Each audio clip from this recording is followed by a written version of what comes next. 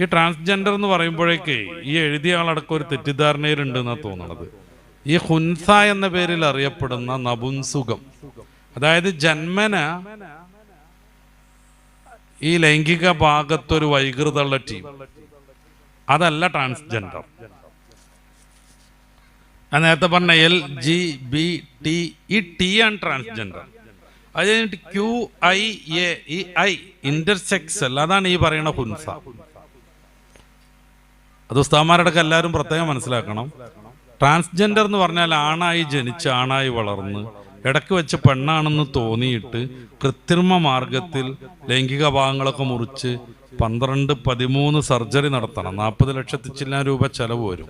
ഒരു 2 വർഷം മുന്നേ ഹോർമോൺ ട്രീറ്റ്മെൻറ്റ് തുടങ്ങണം. പിന്നെ മരിക്കോളം ഹോർമോൺ ട്രീറ്റ്മെൻറ്റ് നടത്തിക്കൊണ്ടിരിക്കണം. അങ്ങനെ ആരോഗ്യമുള്ള ഒരു ചെറുപ്പക്കാരൻ ട്രാൻസ് വുമണായിട്ട് നിത്യരോഗിയായി മാറുന്നതാണ് ട്രാൻസ്ജെൻഡർ. അതേപ്രകാരം പെണ്ണുങ്ങൾ ആണുങ്ങളായി മാറും.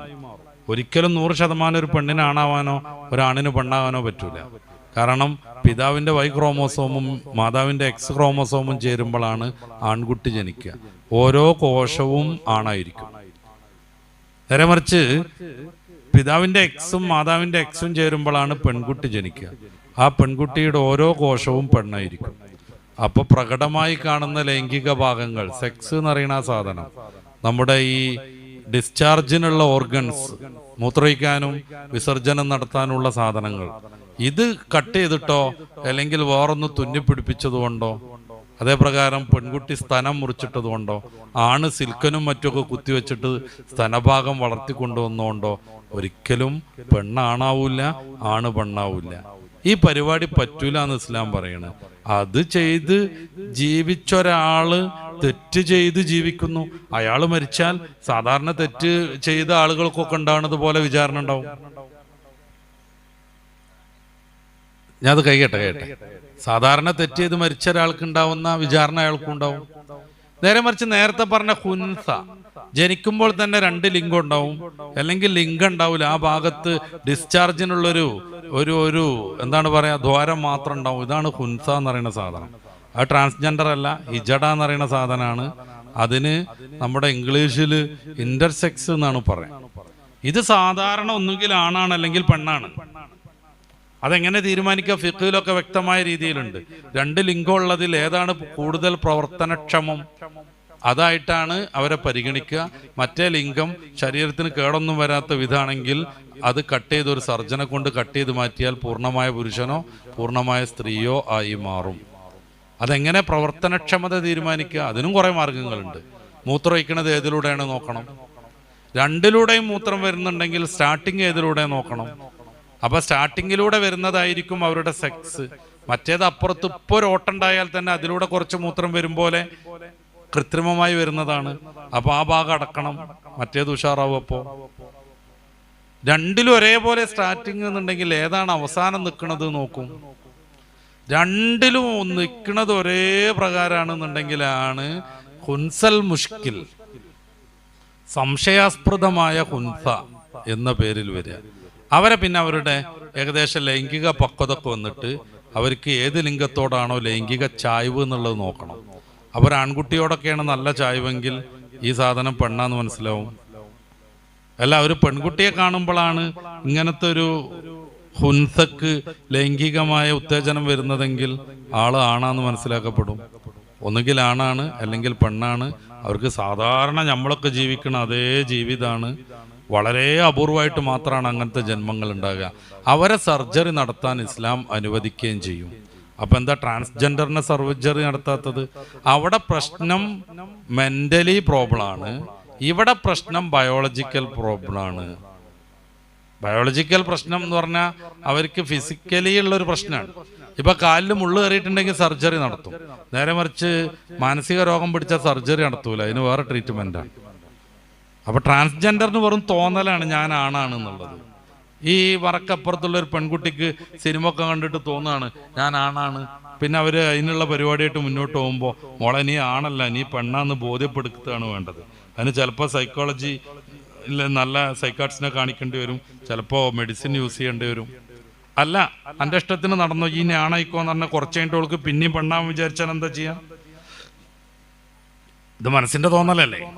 ഒരാണിന് പെണ്ണാകാൻ തോന്നി, അവന്റെ വൃഷ്ണവും അവന്റെ ലിംഗമൊക്കെ ഛേദിച്ച് കളഞ്ഞ് സിലിക്കണൊക്കെ കുത്തിവെച്ച് അവിടുത്തെ സ്ഥനമൊക്കെ വർദ്ധിപ്പിച്ചു, നിതമ്പൊക്കെ വലുതാക്കി, താടിമീശൊക്കെ ഹോർമോൺ കുത്തി കളഞ്ഞ് കുറച്ച് കഴിഞ്ഞപ്പോൾ അയാൾക്ക് ഇനി ആണാവണം തോന്നിയാൽ എന്ത് ചെയ്യാൻ പറ്റും? ഒന്നും ചെയ്യാൻ പറ്റൂല. ആണ്, പെണ്ണ്, ട്രാൻസ്ജെൻഡർ, ഇങ്ങനെ 3 ലിംഗൊന്നുമല്ല ഇപ്പൊ ഈ ടീം പറയണത്. 60 120 ലിംഗം ഉണ്ട് എന്നാണ്. അങ്ങനെയാണ് കുറെ ആളുകൾക്ക് നായാവാൻ തോന്നുന്നത്. 12 ലക്ഷം ചെലവഴിച്ചാണ് ജപ്പാനിലെ ഒരു ചെങ്ങായിയുടെ നായായത്. 1 കൊല്ലം ചാടിച്ചാടി നടന്നു. ഇപ്പോൾ പിന്നെയും മനുഷ്യനാവണത്ര. ഇനി എന്ത് ചെയ്യാൻ പറ്റും? ഓസ്ട്രേലിയയിലൊരു ചങ്ങാതി അന്യഗ്രഹ ജീവിയായി. നാക്ക് ഇങ്ങനെ ഛേദിച്ച് 2ആക്കി, ചെവി കൂർപ്പിച്ച് ലുട്ടാപ്പിന്റെ പോലെ ആക്കി, ഈ തലയിൽ 2 കൊമ്പ് സർജറി നടത്തി ഫിറ്റ് ചെയ്യിപ്പിച്ചു, ശരീരമാസകലം ചെതുമ്പൽ വെച്ച് പിടിപ്പിച്ചു, വാല് സർജറി ചെയ്ത് വെച്ചു, പിന്നെ ഒക്കെ ടാറ്റു കുത്തി, പലയിടത്തും ഈ തുളച്ചിട്ട് കടുക്കനിട്ടു. സമ്മേളനം നടത്തി, പത്രസമ്മേളനം നടത്തി എന്നെ ആരും ജോലിക്ക് വിളിക്കണില്ല, എനിക്ക് ഭ്രാന്താന്ന് അവർ പറയണത്. ഞങ്ങളെ മലപ്പുറം ഭാഷയിൽ ഭ്രാന്ത് എന്നല്ല പറയണ്ട, മൂച്ചിപ്പിരാന്ത് എന്ന് പറയണം. ഈ ചങ്ങാതിക്ക് ഇനി എങ്ങനെയാണ് നാക്ക് ശരിയാക്കാൻ പറ്റുക? അപ്പോ തോന്നലിനനുസരിച്ച് ശരീരം കണ്ടിക്കരുത് എന്ന് ഇസ്ലാം പറയും. നേരെ മറിച്ച് ഈ ചോദ്യത്തിലുള്ള ഹുൻസയ്ക്കോ, അവർക്ക് ശരീരത്തിനാണ് പ്രശ്നം. ഇവിടെ എക്സ്ട്രാ വിരലുണ്ടെങ്കിൽ അത് കട്ട് ചെയ്യാൻ സമ്മതിക്കണ പോലെ, കാലിനുള്ളിൽ ചില്ല് കയറിയിട്ടുണ്ടെങ്കിൽ അത് പറിച്ചെടുക്കാൻ വേണ്ടി സർജറി നടത്താൻ പറ്റുന്ന പോലെ, ഇവരുടെ ബയോളജിക്കൽ പ്രോബ്ലം തീർക്കാൻ വേണ്ടിയിട്ട് സർജറി നടത്താൻ പറ്റും. അപ്പൊ ട്രാൻസ്ജെൻഡർ കൊണ്ട് ഉദ്ദേശിക്കുന്നത് ഹുൻസയാണ് എന്നാണ് എനിക്ക് തോന്നിയത്.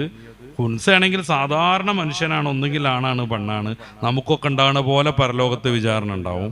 അല്ല, നേരത്തെ പറഞ്ഞ പോലെ ഈ പുരുഷനായി ജനിച്ചു വളർന്ന് പിന്നെ ഇടയ്ക്കൊരു തോന്നലിന് പെണ്ണാക്കി മാറാൻ ശ്രമിച്ച ആള് ആ ട്രാൻസ്ജെൻഡറാണ് ഉദ്ദേശിക്കണതെങ്കിൽ അവർ തെറ്റ് ചെയ്ത് മരിച്ചുപോയ ആളാണ്. തെറ്റ് ചെയ്ത് മരിച്ചുപോയ ആളുകൾക്ക് എന്താ ഉണ്ടാവുക? അതുപോലെ ചോദ്യോത്തരമൊക്കെ ഉണ്ടാവും. ചിലപ്പോൾ നരകത്തിലിടും, അതിന്റെ പണിഷ്മെന്റ് ഒക്കെ കഴിഞ്ഞാൽ സ്വർഗത്തിലേക്കാക്കും. പക്ഷെ ട്രാൻസ്ജെൻഡർ ആയി കഴിഞ്ഞ് മതം മാറുന്ന ഒരു രീതിയുണ്ട്, അമ്മ എന്നുള്ള ദൈവത്തിന് വിശ്വസിക്കുക. അപ്പൊ പിന്നെ മസല മാറും. മതം നിഷേധിച്ചു കഴിഞ്ഞാൽ കാഫറാണ്, കാഫർ നിത്യമായി നരകത്തിൽ വസിക്കുന്നതുമാണ്. ട്രാൻസ്ജെൻഡറിന്റെ കാര്യം പറഞ്ഞല്ലോ. ഇപ്പം ആണായിട്ട് ആൺകുട്ടിയായിട്ട് ജീവിച്ചവർ പെട്ടെന്ന് സ്ത്രീയായിട്ട് മാറി കുറെ കാലം ഇങ്ങനെ പോയി. ആ പെണ്ണ് മരണപ്പെട്ടാൽ, ആ ട്രാൻസ്ജെൻഡർ മരണപ്പെട്ടാൽ അതിനെ മയ്യത്ത് കുളിപ്പിക്കുന്നത് ഏത് മസലയിലാണ്? മയ്യത്ത് കുളിപ്പിക്കൽ മാത്രമൊന്നുമല്ലല്ലോ, തൊട്ട ഒന്നും മുറിയൊന്നുമില്ല. അതിന്റെ മുന്നേ, മരിക്കണതിന്റെ മുന്നേ ഒരാൾക്ക് പൂർണ്ണമായി ശാസ്ത്രം കൊണ്ടോ മറ്റോ പൂർണ്ണമായി പെണ്ണായി മാറാൻ പറ്റിയാൽ അവർക്ക് പെണ്ണിന്റെ മസലയായിരിക്കും. പൂർണ്ണമായി പെണ്ണായി മാറാൻ പറ്റിയില്ലെങ്കിലോ ആണിന്റെ മസലയായിരിക്കും. നിലവിൽ പൂർണ്ണമായി പെണ്ണായി മാറാൻ ഒരു വകുപ്പുമില്ല. 2 മാസെങ്ങാനും ഹോർമോൺ കുത്തിവെച്ചിട്ടില്ലെങ്കിൽ അവർ വീർപ്പിച്ചു വെച്ച സാധനങ്ങളൊക്കെ മാങ്ങ ഉപ്പിലിട്ട പോലെ ചുങ്ങിട് പോകും. പന്തിന് മുള്ളു കയറിയ പോലെ അവരുടെ മാറിട കൊണ്ട് ചുങ്ങിപ്പോകും. അപ്പോൾ അവരാണെന്നെ നടത്തും. കാരണം അടിസ്ഥാനപരമായി ആണിന്റെ ഹോർമോൺ വരുന്നത് കൊണ്ടാണ് സ്തനം ചുങ്ങണത്. അത് ചുങ്ങാതിരിക്കാൻ മാസാമാസം കൃത്രിമമായി പെണ്ണ് ഹോർമോൺ കുത്തിവെക്കണം.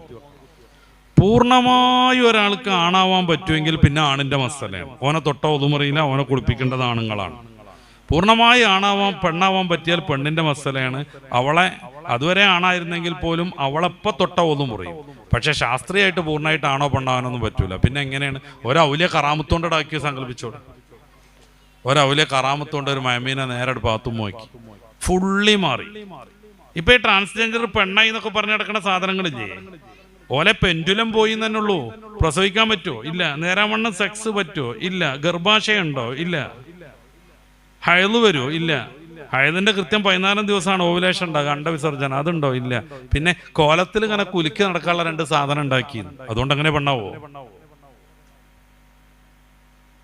അപ്പൊ പൂർണ്ണമായി പെണ്ണായാൽ പെണ്ണിന്റെ മസല, പൂർണ്ണമായി ആണായാൽ ആണിന്റെ മസല. അതിനി എന്നങ്ങോ കുറെ കഴിഞ്ഞിട്ട് ശാസ്ത്രത്തിന് പറ്റുകയാണെങ്കിലും അപ്പൊ ഈ മസല വരും. ഈ നിലവിൽ അങ്ങനെ ഒരു സംവിധാനമല്ല. ഒരു 10-500 കൊല്ലം കൊണ്ട് അങ്ങനെ ആവൂല. പിന്നെന്തിനാ ഈ മസല? ഇപ്പൊ ഒരു പെണ്ണ് കല്ലായി, ഭർത്താവ് കല്ലായി.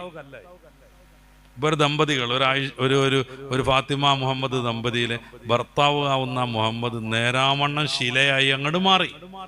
ആ പെണ്ണ് ബായിനായ തലാക്കായി. പിന്നെ അവൾക്ക് വേറെ ആളെ കെട്ട.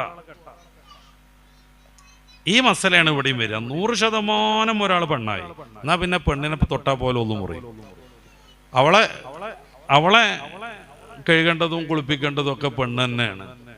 അതല്ലാത്ത കാലത്തോളം അത് ആണ് തന്നെയാണ്. പിന്നെ സൂക്ഷ്മത പാലിക്കേണ്ടി വരും. പെണ്ണിനെ പോലെ ഹോർമോണൊക്കെ കുത്തിവെച്ചത് കൊണ്ട് പെണ്ണിന്റെ ശരീരം പോലെ കുറെ ഭാഗത്തൊക്കെ തോന്നുന്നത് കൊണ്ടും എന്ത് ചെയ്യേണ്ടി വരും? നല്ല സൂക്ഷ്മമായിട്ട് തന്നെ കൈകാര്യം ചെയ്യേണ്ടി വരും.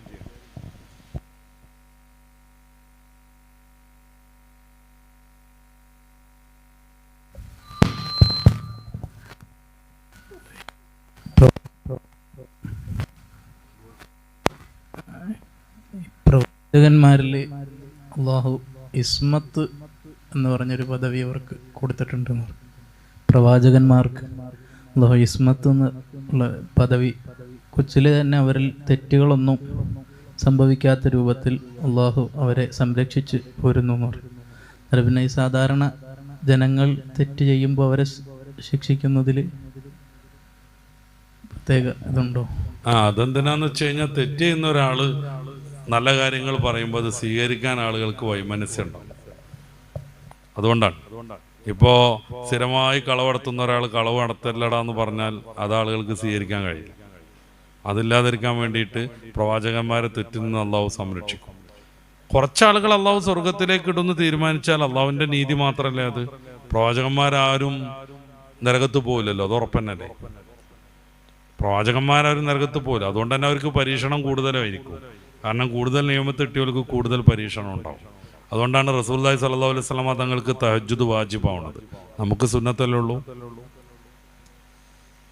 അപ്പൊ അത് വേറൊരു ആവശ്യത്തിന് വേണ്ടിയാണ്. എന്ന് വെച്ചാൽ തെറ്റ് ചെയ്തുകൊണ്ടിരിക്കുന്ന ഒരാള് നന്മ കൽപ്പിച്ചാൽ ആളുകൾക്ക് സ്വീകാര്യത ഉണ്ടാവില്ല. അത് വരരുത് എന്ന് കരുതിയിട്ട് പ്രവാചകന്മാർ ആദ്യമേ തെറ്റിൽ നിന്ന് സംരക്ഷിച്ചു നിർത്തുന്നതാണ്. പ്രവാചകനാവുമ്പോൾ തന്നെ അവർ സ്വർഗത്തിലാന്ന് ഉറപ്പാണ്. ഈ തെറ്റിൽ നിന്ന് സംരക്ഷിക്കണം എന്നൊന്നുമില്ല. അതെന്തുകൊണ്ടെന്ന് വെച്ച് കഴിഞ്ഞാൽ അള്ളാഹു ദീനെ ജനങ്ങൾക്ക് എത്തിച്ചു കൊടുക്കാൻ സ്വീകരിച്ച ഏറ്റവും സുതാര്യമായൊരു മാർഗം അതാണ്.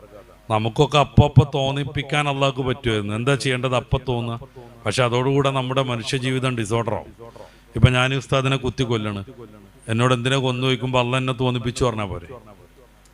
ഞാൻ പെണ്ണിനെ റേപ്പ് ചെയ്യുന്നു, എന്തിനാ അത് ചെയ്തു എന്ന് വെച്ചാൽ അള്ള എന്നെ കൊണ്ട് തോന്നിപ്പിച്ചു പറഞ്ഞാൽ മതി. അപ്പം അത് വരാതിരിക്കാൻ ഈ സബ്ജക്റ്റീവാണ് കാര്യങ്ങൾ എന്ന് വന്നാൽ വലിയ ബുദ്ധിമുട്ടാണ്. അപ്പോൾ ഒബ്ജക്റ്റീവ് ആവണം.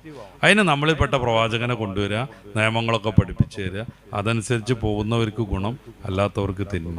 അപ്പോൾ പ്രവാചകന്മാരെ ഇസ്മത്ത് കൊടുക്കുന്നത് കുറേ ആളുകളെ തോപ്പിക്കാൻ വേണ്ടിയിട്ടല്ല, അവരുടെ ദഅവത്ത് നല്ല രീതിയിൽ നടപ്പിലാകാൻ വേണ്ടിയിട്ടാണ്. എല്ലാവരെയും അങ്ങ് മാസൂമിയങ്ങളാക്കിയിരുന്നെങ്കിൽ അള്ളാഹുക്ക് അങ്ങനെ തീരുമാനിക്കായിരുന്നു. ഖുർആൻ തന്നെ പറയുന്നുണ്ടല്ലോ അങ്കബൂത്തിന്റെ അവസാനത്തിലൊക്കെ, സൂറത്ത് യൂനിസിന്റെ 93 ഓരോ ഷാ റബ്ബുക്കൽ ആമന മംഫിൽ അർളി കുല്ലുഹും ജമിയ. അള്ളാഹു ഉദ്ദേശിക്കുകയാണെങ്കിൽ എല്ലാവരോടും നന്മയിലാകുമായിരുന്നു. പക്ഷെ അള്ളാഹു അങ്ങനെയല്ല ഉദ്ദേശിക്കുന്നത്. പിന്നെ നന്മയും തിന്മയും വേർതിരിച്ച് പഠിപ്പിച്ച് ഒരു പരീക്ഷണം എന്നുള്ള നിലക്കാണ് നമ്മളെ പറഞ്ഞയച്ചിട്ടുള്ളത്. അതുകൊണ്ടാണല്ലോ സൂറത്തുൽ മുൽക്കിലെ 2-ാമത്തെ ആയത്തിൽ അല്ലദീ ഖലഖൽ മൗത വൽ ഹയാത ലിയബ്ലുവക്കും അയ്യുക്കും അഹ്സനു അമല, ആരാ നന്മ ചെയ്യുന്നതെന്ന് പരീക്ഷിക്കാനാണ് അള്ളാഹു തആല ഈ ഭൂമിയിലേക്ക് പറഞ്ഞയച്ചത്. അപ്പോൾ എല്ലാവരെയും നന്മക്കാരാക്കുക എന്നുള്ളത് അള്ളാഹുവിൻ്റെ ലക്ഷ്യമേ അല്ല, അതവൻ്റെ ഹിക്മത്തിനോട് യോജിച്ചതുമല്ല. പിന്നെ എന്തുകൊണ്ട് ഇങ്ങനെ സംവിധാനിച്ചു? അള്ളാഹുവിൻ്റെ തീരുമാനം അതാണ്. ഒരു അതോറിറ്റി ആണ് എന്ന് അംഗീകരിച്ചാൽ പിന്നെ അതൊക്കെ അംഗീകരിക്കലാണ് വാജിബ്. ഇപ്പം നമ്മളിപ്പോൾ ഇന്ത്യൻ ഗവൺമെൻറ്റിനെ അംഗീകരിക്കുന്നു. അപ്പോൾ എന്തുകൊണ്ട് GST 18% എന്നുള്ളതിൽ ചോദ്യമല്ല, നമ്മൾ അംഗീകരിക്കണം. അല്ലെ ഇന്ത്യൻ ഗവൺമെൻറ്റിൻ്റെ ആളായി നിൽക്കാൻ പാടില്ല. നമ്മൾ ബെൽറ്റ് ഇടാതെ വണ്ടി ഓടിച്ചിട്ടുണ്ടെങ്കിൽ 500 ഫൈന്. എന്തിനാ ഫൈന് തരണമെന്ന് ചോദിച്ചിട്ടും കാര്യമല്ല. എന്തിനാ 500 ആക്കിയാൽ 100 ആക്കിയാൽ പോരായിരുന്നു, അല്ലെങ്കിൽ 1000 ആയിക്കൂടായിരുന്നു? അതിനൊന്നും ഒരു അർത്ഥമല്ല. കാരണം ഈ ഗവൺമെൻറ്റിനെ ഒരു അതോറിറ്റിയെ നമ്മൾ അംഗീകരിച്ചാൽ പിന്നെ അവർ പറയണത് കേൾക്കുക എന്നുള്ളത്. അപ്പോൾ അള്ളാഹുവിനെ ദൈവമായിട്ട് അംഗീകരിച്ച് ജീവിക്കുന്ന മുഅ്മിനെ സംബന്ധിച്ചിടത്തോളം അള്ളാഹുവിൻ്റെ കൽപ്പനകളാണ് പ്രധാനം. അത് അറിയാതെ, അത് മനസ്സിലാക്കാതിരുന്നിട്ട് പ്രത്യേകിച്ച് കാര്യം. ഒരു വിഭാഗത്തിന് അങ്ങനെ ഇസ്മത്ത് കൊടുത്തിട്ട് അവരെ സ്വർഗത്തിലാക്കുകയും മറ്റുള്ളവർക്ക് നരകം കൊടുക്കുകയും അങ്ങനെ ചെയ്യുമ്പോഴല്ലോ അതാ കുട്ടി അവിടെ തന്നെ പറയണല്ലോ, ഒരു വിഭാഗത്തിന് അങ്ങനെ ഇസ്മത്ത് കൊടുത്തിട്ടില്ല. പ്രവാചകന്മാർ മാത്രമേ ഉള്ളൂ. കോടാനക്കോടെ മനുഷ്യന്മാർ പ്രവാചകന്മാർ എത്ര ശതമാനമാണ്? അതെന്തിനു വേണ്ടിയാണ്? ഈ ഒരു ഹിക്മത്തിന് വേണ്ടിയാണ്. പ്രവാചകന്മാർ തെറ്റുകാരായിരുന്നെങ്കിൽ അവരെ അംഗീകരിക്കാൻ ആൾ വരൂല. അപ്പം അള്ളാഹുവിൻ്റെ ഈ ശരീഅത്ത് മനുഷ്യനിലേക്ക് സന്നിവേശിപ്പിക്കാനുള്ള മാർഗം ഫലപ്രദമല്ലാതെ വരും. അപ്പൊ അത് വരാതിരിക്കാൻ വേണ്ടി ലോകത്ത് ഇപ്പോൾ തന്നെ ഏകദേശം 800 കോടി ജനങ്ങളുണ്ട്. ഇതുവരെ എത്ര ആൾക്കാർ കഴിഞ്ഞു പോയി? ഇനി എത്ര വരാനുണ്ട്? അവരിൽ എത്ര ശതമാനമാണ് ഇപ്പോൾ പ്രവാചകന്മാർ? അവരിൽ എത്ര ശതമാനം പ്രവാചകന്മാർ? ഇപ്പൊ മലക്കുകളില്ലേ, അവർക്ക് തിന്മയും നന്മ ഒന്നും ഇല്ലല്ലോ, അവരെന്തായാലും വിജയത്തിലല്ലേ. അത് അള്ളാഹുവിന്റെ തീരുമാനം മാത്രമാണ്. അതുകൊണ്ട് പ്രവാചകന്മാർ നന്മയിലൂടെ പോയി സ്വർഗത്തിൽ എത്തി എന്നുള്ളതുകൊണ്ട് വേറെ ആൾക്ക് എന്താ നഷ്ടം വരുന്നത്? അത് നോക്കണ്ട നമ്മൾ. ഒരാള് പ്രവാചകൻ തിന്മയെ ചെയ്യൂല, പ്രവാചകൻ സ്വർഗത്തിൽ എന്തായാലും എത്തും. അതുകൊണ്ട് ഏതെങ്കിലും ഒരാൾക്ക് എന്തെങ്കിലും അർത്ഥത്തിലുള്ള നഷ്ടം വരാണ്ടോ? ഇല്ലല്ലോ. പിന്നെ എന്തിനു വേണ്ടിയാണ് അങ്ങനെ ചെയ്തത്? അത് ഈ ഒരു ലക്ഷ്യത്തിന് വേണ്ടിയാണ്. പ്രവാചകന് ഇസ്മത്ത് കൊടുക്കണമെന്നില്ല, പ്രവാചകന്മാരെല്ലാവരും സ്വർഗത്തിലാണ്. അത് അല്ലാഹു തീരുമാനിച്ചത് തന്നെ.